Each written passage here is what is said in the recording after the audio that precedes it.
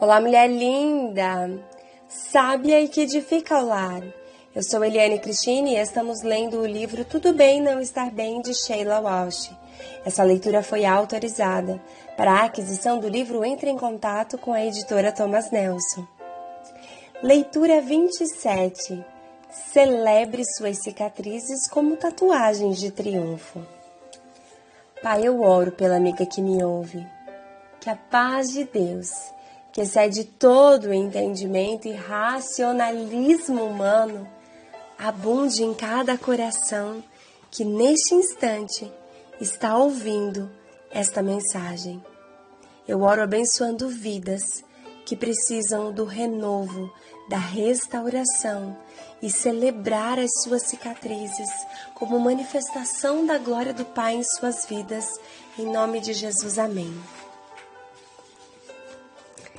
Ao cair da tarde daquele primeiro dia da semana, estando os discípulos reunidos a portas trancadas, por medo dos judeus, Jesus entrou, pôs-se no meio deles e disse: "Paz seja com vocês." Tendo dito isso, mostrou-lhe as mãos e o lado, e os discípulos alegraram-se quando viram o Senhor. João 20, do 19 ao 20.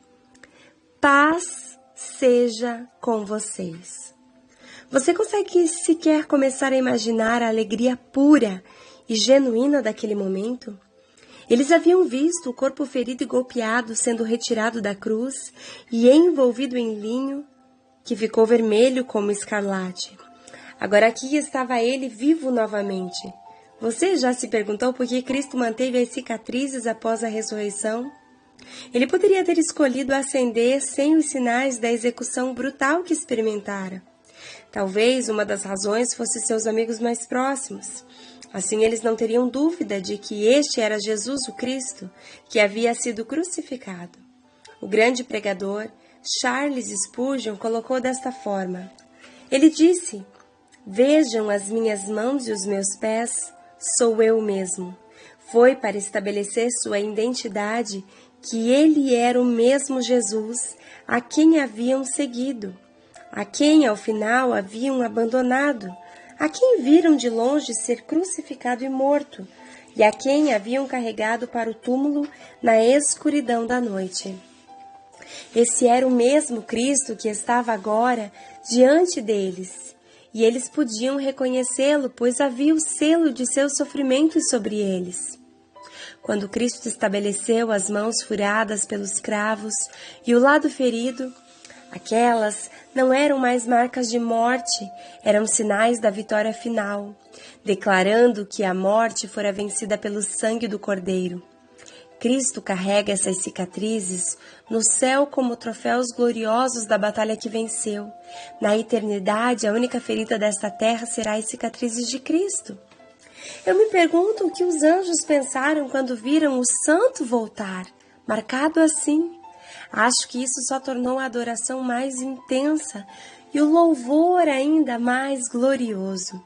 A maravilha do que Deus em Cristo esteve disposto a fazer por aqueles a quem ama.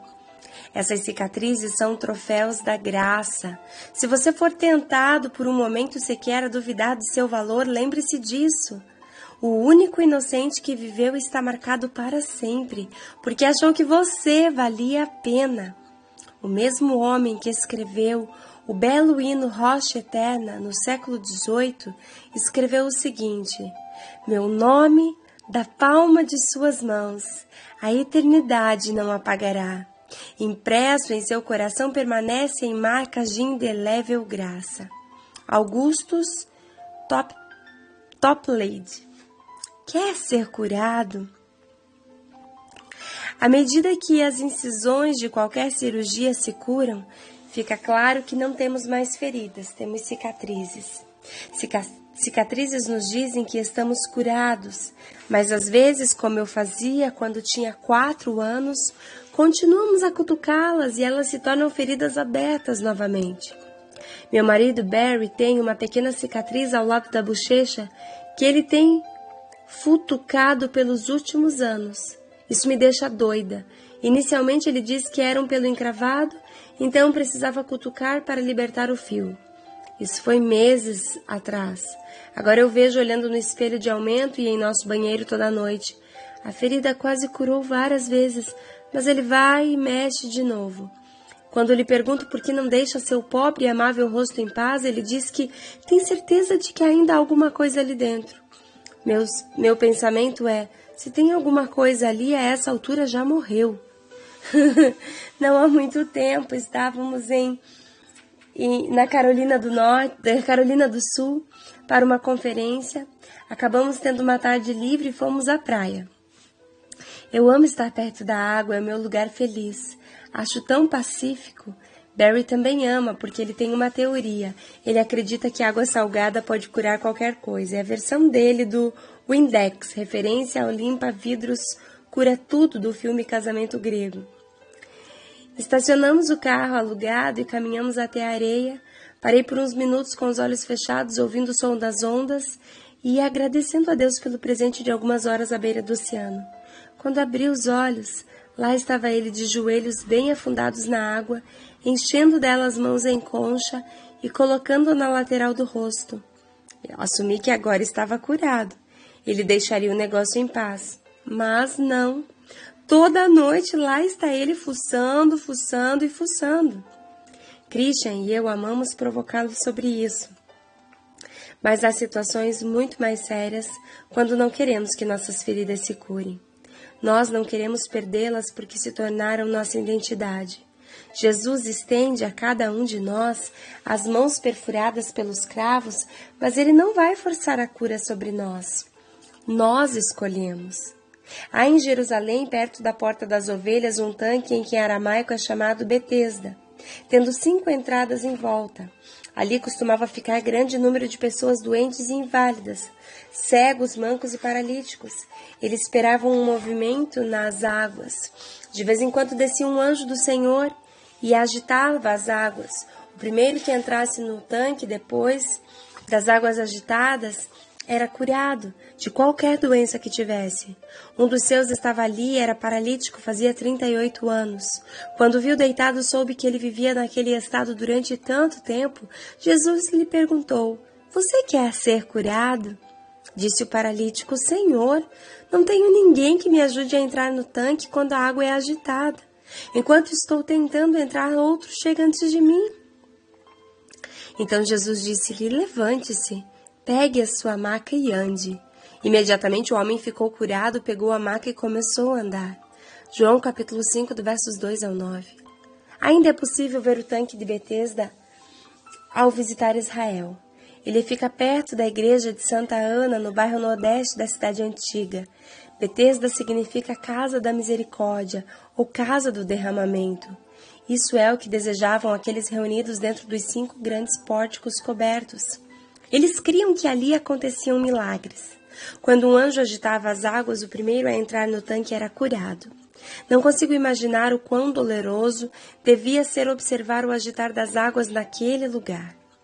Os que esperavam eram cegos, aleijados e desesperadamente doentes.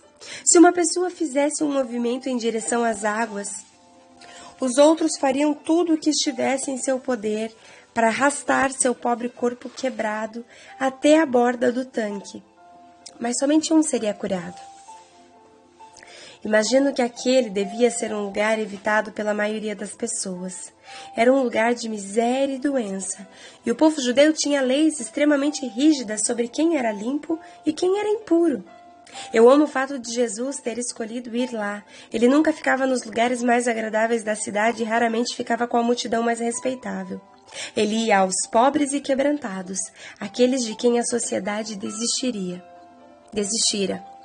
Alguns dos que esperavam por um milagre tinham amigos para ajudar a entrar na água, mas o homem com quem Jesus conversou não tinha ninguém. Talvez o paralítico houvesse ido lá porque se sentisse mais em casa entre os que estavam tão arruinados quanto ele.